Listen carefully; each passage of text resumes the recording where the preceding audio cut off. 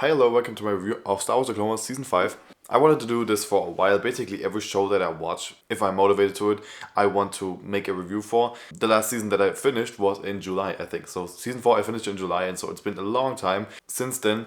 And I'm finally back. I finally got to watching it again because it actually got more interesting again. So yeah, season by season up until now, I want to review this show and just see the progress of the show. Also like my progress of how I like the show without knowing what is next. Star Wars: The Clone Wars is a show that has been in my childhood for a very long time. It's one of my favorite things in the world as a child, and I knew that I didn't watch the ending of the show, so I also have absolutely no knowledge about the 7th season of Star Wars: The Clone Wars. I still didn't really realize that I actually watched until season 6. Like, there are still some episodes in season 6 that I remember from watching them as a child. So that's actually pretty interesting. But right now I'm at season 5 and I want to review season 5 without really knowing anything that is going on in the future. Yeah, for everyone who doesn't know, Star Wars: The Clone Wars is a basically anthology series based on the Star Wars universe. It takes place between episode 2 and episode 3 of the prequel trilogy and is about the Clone Wars mostly, and also mostly about the three main characters, Obi-Wan, Anakin, and Ahsoka. These three are the core people that most episodes are about, and this season is all about bridging the gap between episode 2 and episode 3, also expanding the universe of Star Wars a little bit more because there's a lot that was added in this show that is basically canon now, and also just expanding the characters a little bit more and what happened to them in between these two parts. So yeah, they usually take 1 to 4 episodes per storyline, so some episodes are over after one episode, some of them go on a little bit longer, and that's actually much more apparent in the last season. In this one, I think it's mostly the same. The season starts off pretty strongly, but I don't want to talk about this instantly because this is much more relevant in the later episodes of the show. I just want to say that this storyline about Darth Maul and Savage Opress is easily one of the most interesting about the whole show. First, I'm going to talk about episodes 2 to 5 because this is a storyline of the Republic and the Jedi Temple involving themselves in a conflict on a different planet. These types of storylines actually happen a lot, I have to say, and these 4 episodes are not really the most interesting because of that, because we already had storylines like these in seasons 1, and I think in season 3 we had 3 different types of storylines about this. In some way there's always the same type of conflicts. It's always about leadership, it's always about should we involve ourselves in the war or should we not. They can be interesting. They are also kind of good for evolving the Star Wars universe a little bit more and just showing different places. And I have to say, this specific storyline starts so weak because the first episode, episode 2, is just so boring. Like, there's so little to offer in this episode. It feels like a children's cartoon, I have to say. And the thing is, it is. It's Star Wars: The Clone Wars. It's an animated TV show about Star Wars. Especially the first 3 seasons are very much oriented on children, much more than on adults, which is not really a bad thing because these episodes can still be very good. But I have to say the darker episodes are much more investing to me, I have to say. And yeah, this episode starts off like pretty boring. There's a love triangle in this episode that just doesn't really work, or it seems like a love triangle, but it's not really mentioned that much. And it's also just a very boring structure, and everything feels like it's so easily solved, even though this is like a very big conflict between the leader of this city or this planet and the rebellion that isn't happy with this new leader. If you think about it, things like this are not very easily solved, but they just are. There's an extended sequence of them just learning how to kill a droid with a shield, and it's later used again, and it seems like this is the whole conflict of the show. You have to throw a grenade very slowly so the ball rolls into the shield of this droid. It's like such a big thing in this episode and in the next episode as well that it feels like, why are we talking about this? This is like such a bigger conflict than just this. And episodes 3, 4, and 5 are not horrible. But again, it's just not that interesting because we've seen things like this a lot of times already, and so I was more just waiting for the conclusion of the story, even though it wasn't like the most horrible thing we had seen already. Episode 6 to episode 9 are another storyline that is pretty good, definitely more interesting than the storyline we had already, but not the best. It's about younglings and basically this Jedi ritual of them trying to receive their crystals that they use to build a lightsaber, and it's actually a pretty important part of the Jedi lore, which is why I also think that this streak of episodes is not that bad. It's kind of interesting. It's just, again, it feels like a children's cartoon in a way because this time the characters are also children and all the characters are just very boring stereotypes of characters that we could have in a story like this. Just like in episodes 2 to 5, there's also a big group of characters, and all of them just represent one type of person. One is the bully, one is like very overconfident, one is the scared one who has to learn a lot of things, and it's just kind of boring, I have to say. But again, it's not completely horrible. It's fine. It's just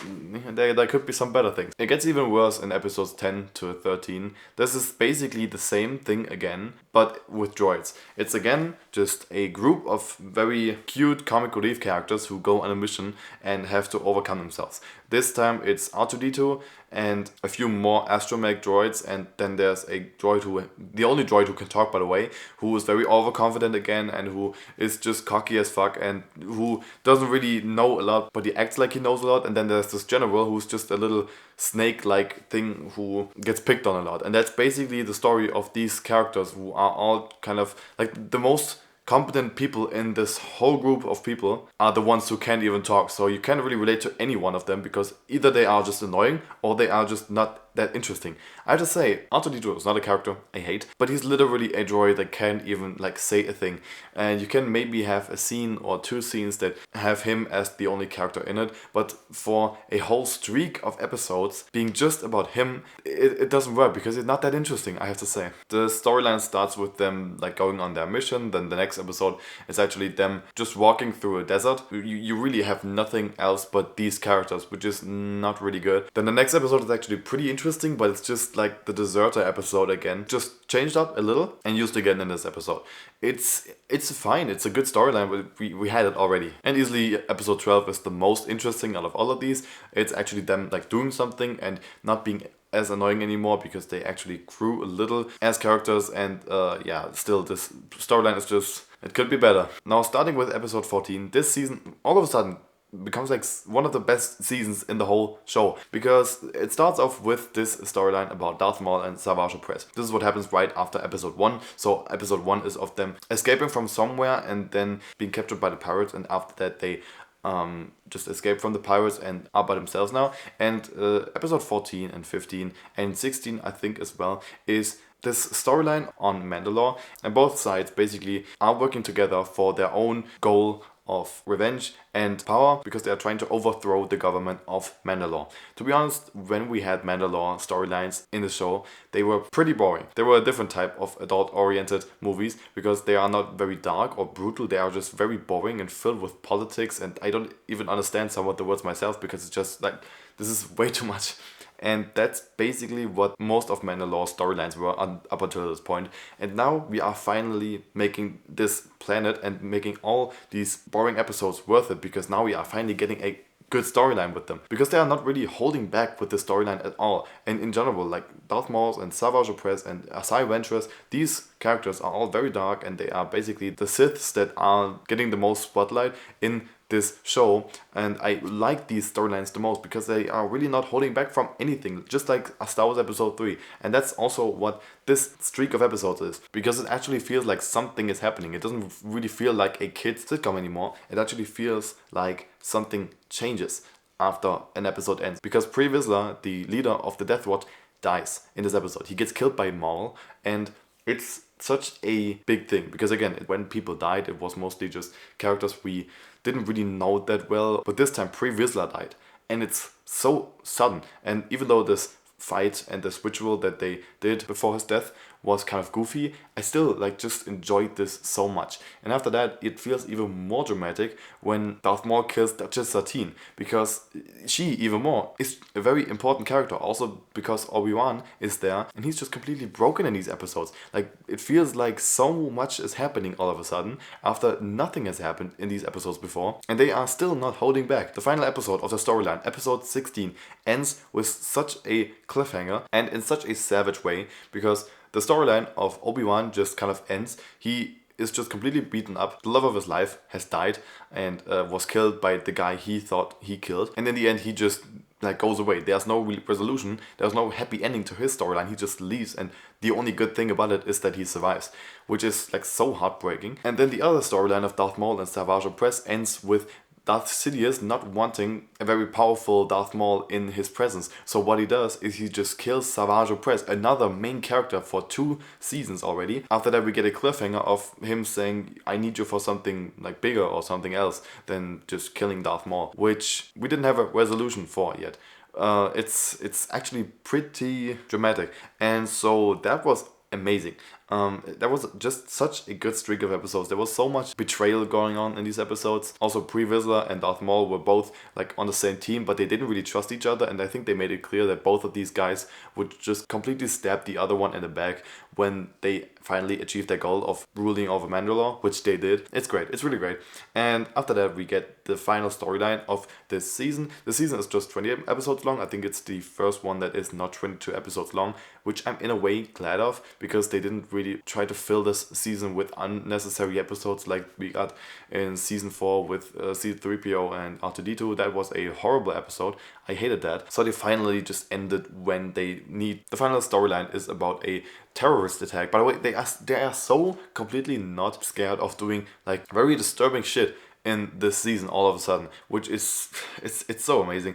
There was a terrorist attack on the Jedi Temple, and Ahsoka and Luke are trying to discover who did it. And when they finally find out, it's like, this is a very okay investigation episode. We had a few of these already, but it turns into something much more interesting, because it turns into Ahsoka getting framed for a murder and then getting banned from the Jedi Temple, betrayed by one of her closest friends, Barriss Offee, and then just like leaving the Jedi Temple for good. Like, what the fuck? The reasoning for her leaving the Jedi Temple for good is not really that clear. It's just kind of vague talk that doesn't really make sense. Maybe I'm just blown away by the fact that something is changing finally, but I think that's not a bad thing at all. I think it's actually so amazing that this season is finally like trying something risky and changing a lot up. It's so interesting, and I genuinely don't have a clue where this will go, because Ahsoka is leaving the Jedi Temple. She's not with the Jedi anymore, and Darth Maul is just like completely fucked up right now, because he doesn't really have any power at all anymore, and his brother also died. There's one of our side characters who was there for a long time already, who just betrayed everyone and left the Jedi Temple, which is also like, this is getting dark. It really starts feeling like Star Wars Episode 3. Things are not really going that well anymore, and it feels like not every episode is ending with a happy end, and the Jedi are just happy and solve every situation. Things are very much going downhill from here on, and I kind of like that. The thing is, I know that Darth Maul and Ahsoka Tano are both characters that appear in Star Wars Rebels, and so that happens after episode 3.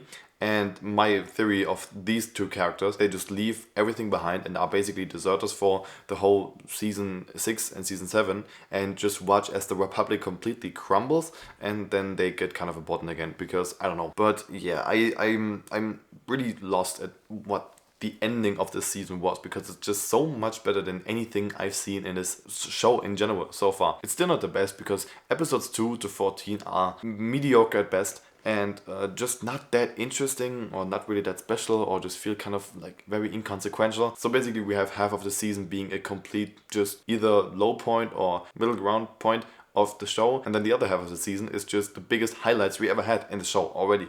So I will give this somewhere of a 6.5, 7 out of 10 maybe, because no episode is really completely horrible. It's just that they are either boring or just not that interesting. I'm very hyped for watching season 6 and season 7. I only heard very good things about it. The thing is, as of recording this video right now, I am already at episode 10 of season 6, and that's very interesting, because like I said, in July I finished season 4, and now it's November, and now I finished season 5, and in just like 3 days or so I watched over half of the next season. So the next review will probably come very soon. Thank you so much for watching, and I'll see you guys next time.